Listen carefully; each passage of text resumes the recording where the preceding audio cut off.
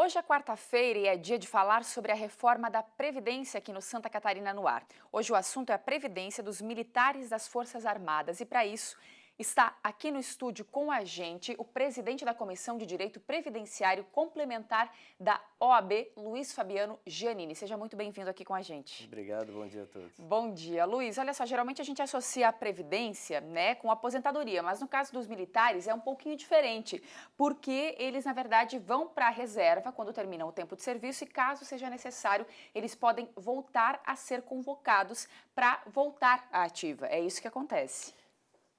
Bom dia, Vanessa. O que acontece? Nos militares nós temos um regime diferenciado. Na verdade, os militares nem regime de previdência têm, eles têm um sistema de proteção muito diferente para todos os outros trabalhadores do Brasil.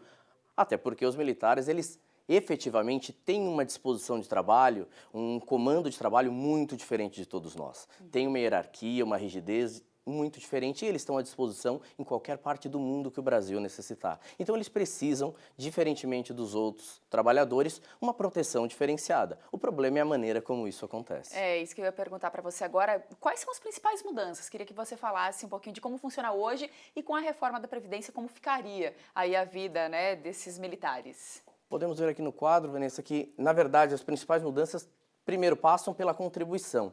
Hoje, nem todos os militares das Forças Armadas fazem contribuição para a Previdência, que não é um regime, volto a dizer, ao Tesouro da União, e agora todos passarão de forma escalonada entre 7,5% até chegar em 10,5% da sua remuneração, o que é algo bem significativo. Se você antes não havia contribuição e agora há contribuição de 10,5%, é uma mudança significativa. Ainda não chega nem perto dos trabalhadores, tanto da iniciativa privada, quanto principalmente dos servidores públicos civis. Servidores públicos civis que tem uma proposta que pode chegar a mais de 17% de contribuição, enquanto os militares vão ficar em 10,5%.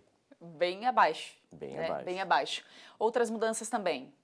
Nós temos o tempo mínimo de serviço, que hoje está em 30 anos, para os novos ingressantes passará para 35 anos e terá uma regra de transição que quem chegar aos 30 anos terá que cumprir um pedágio de 17%, mas há uma mudança significativa também de 30 para 35 anos no tempo mínimo de serviço do militar. E quais seriam os outros pontos em que eles perdem? A gente estava comentando um pouquinho antes de entrar no ar aqui, que tem alguns pontos que eles vão perder, mas também vão ganhar na questão da remuneração. Queria que você contasse um pouquinho para gente. Em alguns pontos eles perdem, por exemplo, o tempo para a reserva, o tempo limite para chegar na reserva vai aumentar também de 44 anos como mínimo para 50, podendo chegar a 70, dependendo da patente do militar, mas essas são as partes ruins, como, por exemplo, também eles vão perder na questão dos pensionistas, algo sempre muito discutido dos militares, a questão da filha solteira, algo que sempre se discute demais no Brasil.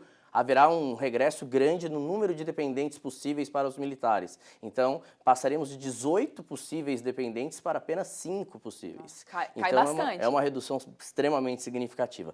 Por outro lado, como não se trata de uma reforma da Constituição, porque os militares vão ser feitos por lei complementar, colocaram, como a gente sempre chama no Brasil, tem aquele jabuti, aquele jeitinho, colocaram também uma nova reestruturação da carreira. Algumas coisas para ajudar que não se torne tão brusca a mudança, vai ter uma melhora, uma compensação. E daí possivelmente, por exemplo, como o adicional de habitação, que dá um salto de valores estratosférico para o militar. Vamos ver um outro telão que a gente tem aqui, que mostra o déficit da Previdência, que totaliza aí 290 bilhões de reais, segundo o Tesouro Nacional. Queria que você comentasse um pouquinho para a gente, Luiz. O déficit da Previdência, ele existe, acho que isso é inegável. A questão é, cada regime, e daí nós podemos colocar o regime próprio dos servidores públicos, o regime geral, ele tem um déficit associado ao número de pessoas que ele atende.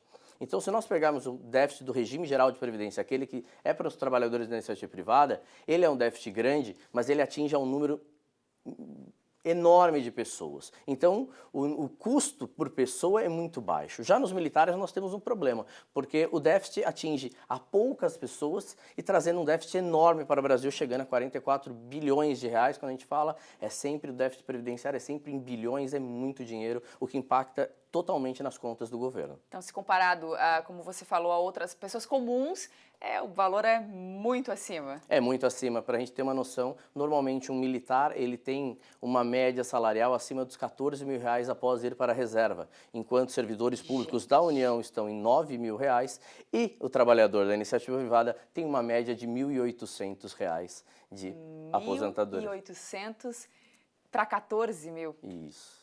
Olha a diferença, gente.